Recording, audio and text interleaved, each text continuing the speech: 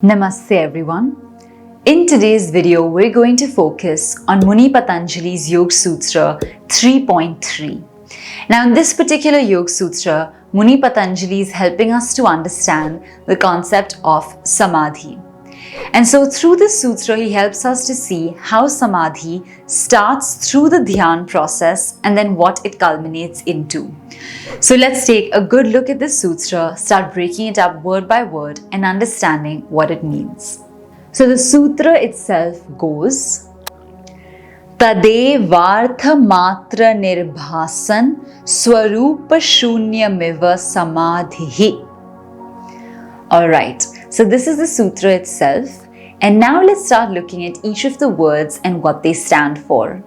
The first word over here is tada, which is referring to that, and that comes from the previous sutra about dhyan, since all the sutras are a continuation. Then moving to the next one, we're talking about eva or eva, which is talking about itself. So the definition is itself. Then coming to the next word, we talk about artha. Artha is the essence, the reality, the meaning of something. And then the next word here is matra. Matra means merely, just or only. And then coming to the next word is nirbhasa. Now this word particularly is a compound word which refers to a clear perception or a very deep view of something. So it's giving us an insight into what the Samadhi process feels like by using the word nirbhasa. Now let's go to the next word and continue understanding more. The next word is swarupa. Swarupa refers to one's own form. Swa means self. Rupa means form. So the original form, the own form or its original appearance. Then coming to the next word, we have shunya, which means devoid or not having anything. Shunya also means zero in the Sanskrit and Indian languages. So shunya means zero. And then we come to iva, which means as if or almost. And the final word here, which means samadhi, which is the word that we're trying to define through this sutra. Now let's get a good understanding of what is the sutra saying, and then we'll dive deeper into it. So the sutra is saying that the process of dhyan from the previous sutra transforms itself into samadhi in such a way that it's devoid of the original convoluted form that we have of the object, and instead now we're able to see its essence and its true qualities internally. So this is the meaning of samadhi, where there's a clear perception of what the internal dimension of an object that is chosen for meditation represents. So now let's go even deeper and start understanding what this sutra is trying to say. Alright.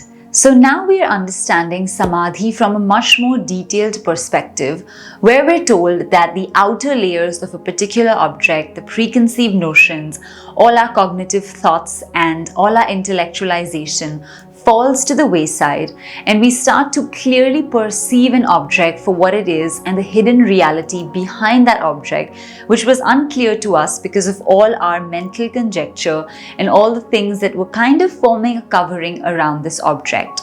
So it takes a certain amount of time to go that deep and to understand something at a samadhi level, which is obviously a very, daunting and heavy task. It takes a lot of time. And this is something that the Indian seers and rishis had really perfected, because they were able to experientially use methods of inquiry within themselves to explain certain phenomena, which in today's day and age is not very often seen any longer. In fact, it's so rare that we refuse to believe that it could be a method or a mode of inquiry. We think that only empirical formats or scientific, visualized, seen formats are the only ways of inquiring into a particular subject, but all of these sutras tell us that there's one more subtle internal method which the rishis had perfected, which was the internal inquiry system through which meditation actually allowed them, or rather dhyan and samadhi, actually allowed them to receive information about certain chosen objects, and that helped them to, give information about those particular objects. But of course, this took several years of training, several years of practice and perfection to even reach that stage. Now, here's a very important thing to keep in mind.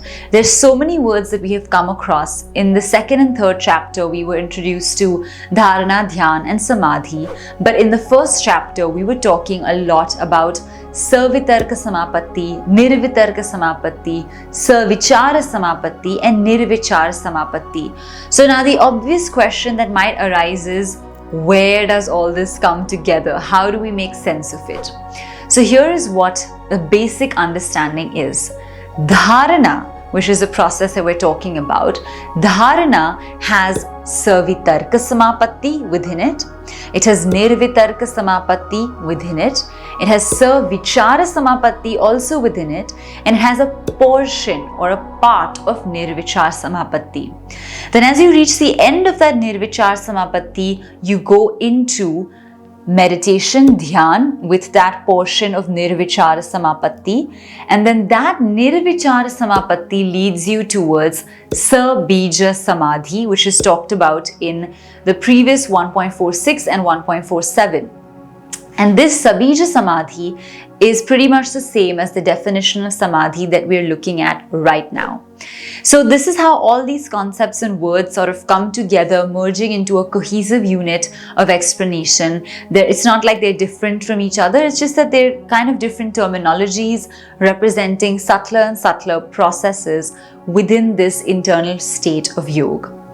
So I hope this has helped you to understand what exactly is samadhi, how were people experientially getting in contact with certain objects like that, and I'm sure you can just imagine how many years of training and practice that might have taken.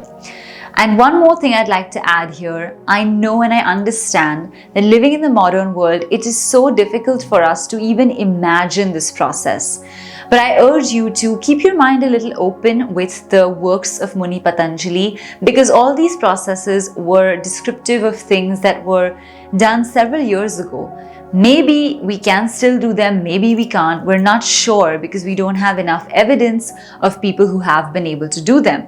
But what we can say is if something was documented so deeply and specifically that many years ago, it probably was a possibility, just difficult for us to imagine it today.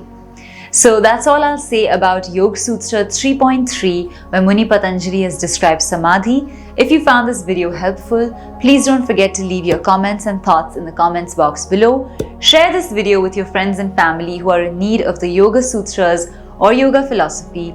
And don't forget to give this video a big thumbs up, as well as subscribe to the channel, because we come out with new videos every single week.